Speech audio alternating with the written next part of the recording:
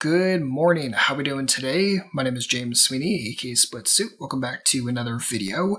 And today we're going to talk about the Postflop workbook and specifically do the drawing combination section together. So this is going to be page 69 in the workbook. I'm going to show you how to set it up in Flopzilla, how to get all the answers, double check everything with you, and have some fun. So without further ado, let's jump right into it. Alright, so this section is very similar to the other combo sections in the workbook. The major difference is that we're looking at draws and we're looking at some specific categories of drawing combinations. So reading the prompt up above, with blinds of 500, 1K in a tournament, they open raised to 2.5K, you call on the button and both of the blinds fold. The board is King of Diamonds, 10 of Clubs, 5 of Clubs, and let's just start by mashing everything into Flopzilla and going from there. So King of Diamonds, 10 of Clubs, 5 of Clubs. Let's do our hand first with the Ace King of Hearts, and we can throw our opponent's range in there. Just grab it right out of the answer key, page 69, grab the range, copy that, and paste it in here, push enter, rock and roll. Same range as we see over here in the book. Everything's looking good so far. And what I'd like to do, since when we look at the categories down below, we have a couple different kinds, right? We're looking at flush draws, nut flush draws, open-ended straight draws, gut shots, and backdoor flush draws. Let's take a moment and kind of build all of those categories real quick. So we have flush draws, we'll throw those in blue. We have open-ended straight draws, we'll put those in green. We have gut shots, we'll put that in red. And we have backdoor flush draws, we'll put all of those in pink. And just for the record, there's a couple different kind of backdoor flush draws, right? We have the 2-card backdoor flush draw, which is going to be the double diamond combos. So things like 5-4 of diamonds is going to fit the bill for that one. And then we have 1-card backdoor, which are going to be things like single club combinations. And all the high one means is that the high card is the one that's going to be that club, and the low one is going to be the low card is going to be that club. So if you're looking at, say, Ace of Clubs, Queen of Spades, well, that's going to hit the high. If you're looking at Ace of Spades, Queen of Clubs, that's going to be 1-card backdoor flush draw on the low. So hopefully that kind of makes sense if you never really dug into what these hand classifications within Flopzilla really are. So with all that said, let's start plugging in and doing the table in the workbook. Alright, so we're going to start by doing this first column together. Again, this is because we have this hand, this board, their range, and we're going to do against just their range. So the number of flush draw combos right here is 25. And just for the record, this is one that could be a little confusing at first glance between whether you use the center section or you use the pie chart section.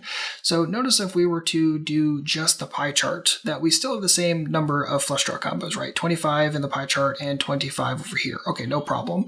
But notice that things get a little wonky when we look at the green combinations, the open-ended straight draws, right? Because in here it shows 16 combinations of total open-ended straight draws, adding up the 2-card and the 1-card variety.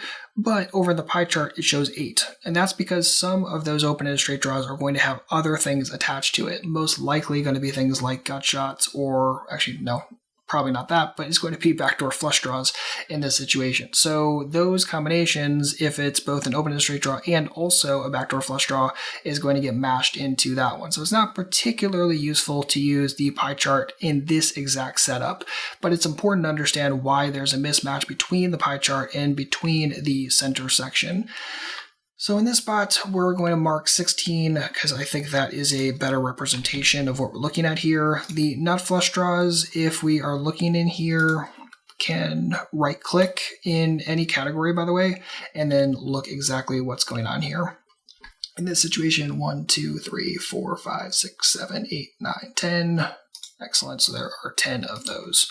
And just for the record, we could definitely go in here and like add a stat if we wanted to for, what do we got? Nut flush draw, and well, we could always build it and build a nut flush draw specifically. I don't really want to spend the time to do that right this moment, but might be useful if you're doing this kind of work and plan on doing a lot of it. For the moment, this is totally fine. I'm good and happy with this. So let's continue on. We have gut shots. Add all that up. 56 is for both of them. No problem. And backdoor flush draws. What do we got? 29 plus 76 plus 28. Just ballpark that at what? 50 plus 75 gets us to 125. Yeah, in that ballpark. If we want to be specific, it actually adds up to 133. Cool, and total combinations, adding everything up, is 240. And the reason why I'm not too focused on being like ultra specific off the top of my head and being like refined to exactly 133, right? I said 125, and 125 is plenty close enough in real time. I mean, if you can come up to 125 when you're doing this kind of analysis in real time with the tables, that is really good. So when you're doing this right now off table, take your time with it, be precise. That way you have a more precise thing to round off of later. But in real time, you're going to not be incredibly precise. For the moment, do that while you're doing the workbook. Just keep that in mind that in real time, being close is plenty good enough. Now, we're going to do one more thing through here. We ran it as if we have ace-king against just their range, but now let's do it if we have this ace-king against all of their possible starting hands. So if they had 100% of hands pre-flop, what would that look like? So here we notice things get a little bit more spicy. So 55 flush draws instead of just 25. If we were to look at the nut flush draws, 1, 2, 3, 4, 5, 6, 7, 8, 9, 10. So still have 10 of those. And open-ended straight draws, still that same 16. Gut shots, we have the same 56. And backdoor flush draws, we notice that number gets much higher. Definitely going to be like, what, in the about 400-ish, give or take. Much higher, but is in the ballpark. And total, that comes out to 599 combos. Let's just make sure we did everything correctly so far. So 25, 10, 16, 56, 133, 55, 10, 16, 56, 462. And one of the helpful things when you're thinking about, okay, cool, we got a bunch of numbers on a table, now what the heck do I do with this? Is you can start seeing, like, if our opponent has everything, that there are 600 combinations roughly of draws. Now, when our opponent has a more realistic range of hands, that number is, a little bit closer to like a third, half-ish of that, which is a very different story. A lot of people over panic about draws, and yes, there are quite a few draws in this spot. But if you go a step further and say, okay, well, what if our opponent's likely to fold all of their backdoor flush draws? And they're probably not going to continue against a gut shot if we pot it in this situation. Well, now all of a sudden you can find a whole bunch of new combinations that are most likely going to fold, which may not be your primary concern when you have ace-king, but it would definitely be a heavy consideration when you have something like pocket threes. So this is why we kind of set this up this way, is one, so we can see the blocking impact of our whole cards, and two, so we can look at it from, okay, what does this matter when we're kind of more in the value spectrum versus more when we're on the bluffy, drawy side of the spectrum. So that's kind of the way that this entire page was set up, specifically looking at those kind of things. That way you get a wider look at a single spot rather than just, say, running ace-king against a range and calling it a day. Expanding that out a little bit can be very helpful for getting a better idea on how this works in a bunch of different similar situations. Alright, so let's finish this up and do the second part with pocket threes. So we're going to flip our hand over to 3 diamonds, 3 of spades. I'm going to clear this out, repaste the range back in, hit enter, and there we are. And going to do the exact same stuff and just start entering in some data. So the flush draw is still 25. The nut combinations are definitely going to still be 10. The open-ended straight draws still 16. The gut shots are going to be 64, so a little bit more, and that should make sense because our ace-king, right, that ace blocked out some gut shot combinations, whereas when we have pocket threes, that ace is still live, and as such, a few more gut shots are available. And then the backdoor flush draws are still, in that same range, a little bit higher now, probably closer to 150. Just double check that. Yeah, 141. Perfect. Add all that up, and we're at 256.